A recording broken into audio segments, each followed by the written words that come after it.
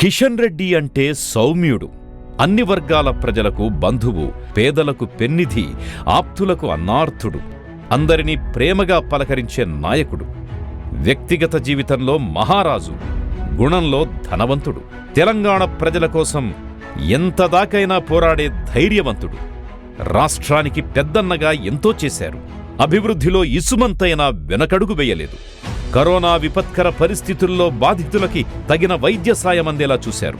అతిపెద్ద వ్యాక్సినేషన్ డ్రైవ్లో కీలక భాగస్వామ్యం వహించి వెంటిలేటర్ బెడ్స్ ఏర్పాటు చేసి ప్రజల ప్రాణాలకు రక్షణ కల్పించే విధంగా శాయశక్తులా కృషి చేశారు.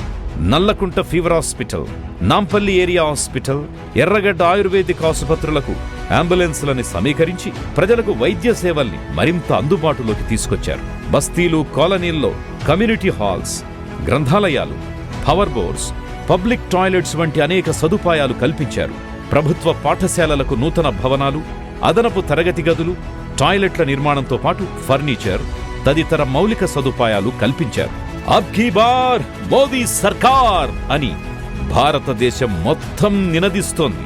అందులో మన సికింద్రాబాద్ పార్లమెంటు నియోజకవర్గం భాగస్వామిగా ఉండాలని కోరుకుంటూ తెలంగాణకు అత్యధిక నిధులు తీసుకొచ్చిన ఏకైక కేంద్ర మంత్రి కిషన్ రెడ్డి గారిని మరోసారి మోదీజీ టీంలోకి పంపిద్దాం. కమలం పువ్వు గుర్తుకే మన ఓటు.